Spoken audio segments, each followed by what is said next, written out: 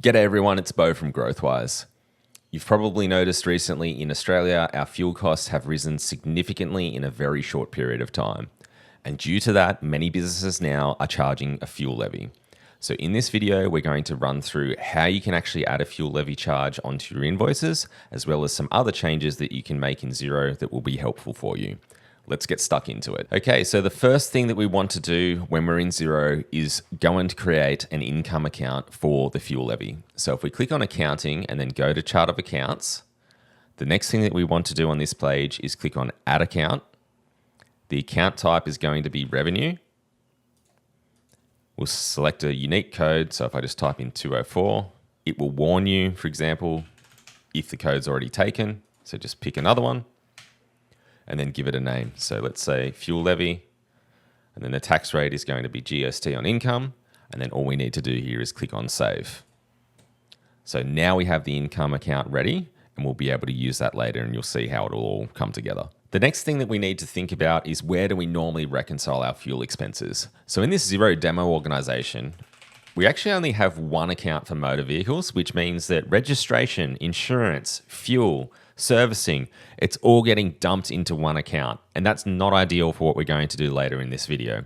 So what we suggest that you do is actually make a new account per vehicle that you have if you want to go to that level, or for groups of machinery, say if you've got mowers or other equipment, generators, etc., that you want to try and keep track of the fuel for those particular things that you have in your business, we'll add a new account for those. So what we're going to do is click on add account, and we'll either select expense or direct cost here, depending on the way that you've got Xero set up. So in our example, we're going to say expense.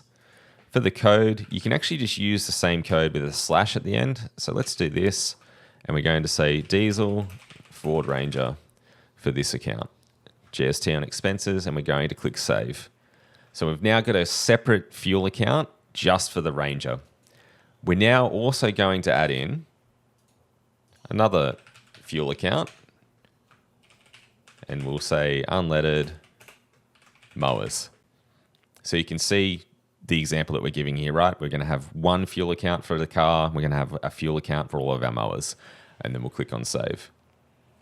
So at this point, we've set up the revenue account for the fuel levy, and we've also set up our individual accounts if we needed to for the different vehicles and different machinery that we have in our business.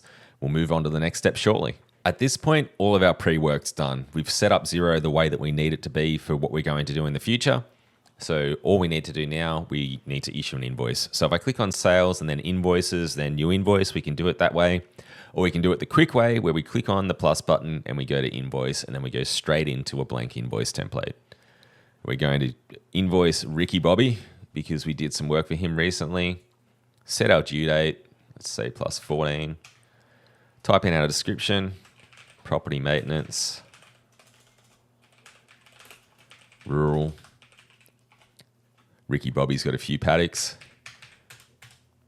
And then we're going to set the price. And then obviously you would set your normal sales account to whatever you would normally set it for the type of work. The next thing that we're going to do is type in fuel levy.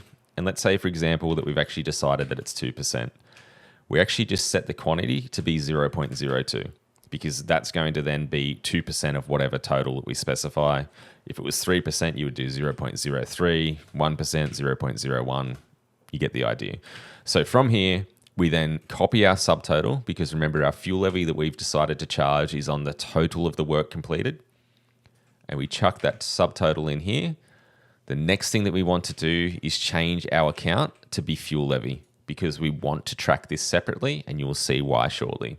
So at this point, everything's in the invoice, no different to what you would normally do for your customer's invoice other than this line, so the fuel levy line. So what we can do, approve the invoice, email it out, request online payment, whatever you would normally do.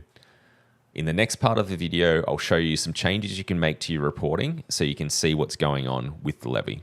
Rightio, we've finished invoicing Ricky Bobby. Let's now go and look at reporting. So reporting, profit and loss. This will probably start to make more sense now when we look at this.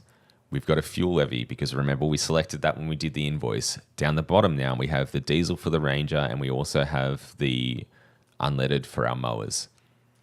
What we want to do from here now, though, is rather than having to manually calculate 132.61 plus whatever we've got in the mowers down here to try and figure out our totals, we can actually click on Edit Layout. And then what we can do is select a fuel account, so the diesel one, and let's also select the mower account. So we need to click Control or press Control on our keyboard and also select mowers. And what we'll then do is click on Group Selection, and you'll notice how it's added them together. Let's call it fuel costs. So now we've got this fuel cost, we have the diesel, we have the mowers, and it's going to give us a total. So if we go to Update Layout, notice how now we've got this section, fuel costs, and it's done that calculation for us. So that's the other advantage if you split this up. You can then get individual where the fuel's been spent as long as you've actually reconciled it correctly.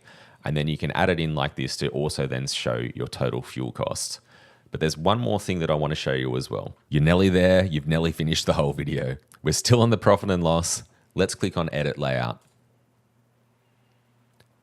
So you'll remember before that we'd actually grouped all of these together. What we can now do is we can actually drag this, even though it's operating expenses, we can drag it up into our trading income. We can then bring our fuel levy down into that section. And then the last thing that we'll need to do is if we click on this group, how it says display balances as debit positive or credit positive, we're going to change it to credit because that's then going to show our fuel levy as a positive and then the cost still as cost in this section. If I then go to Update Layout,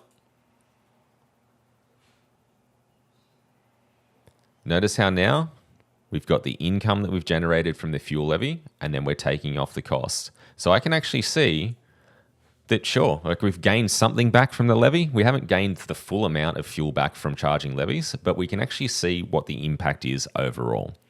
Now, if you want to keep the report like this, all you need to do is click on Save As, and then you can do Custom, give it a name, and then go to Save.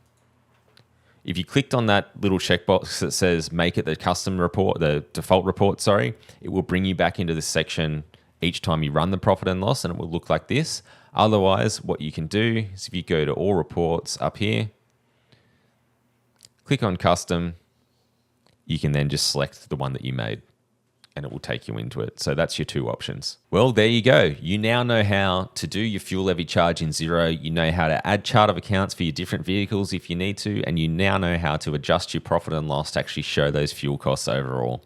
If this video has been helpful for you, hit the like button, make sure you subscribe, make sure you share this, and we'll see you in the next one. Cheers.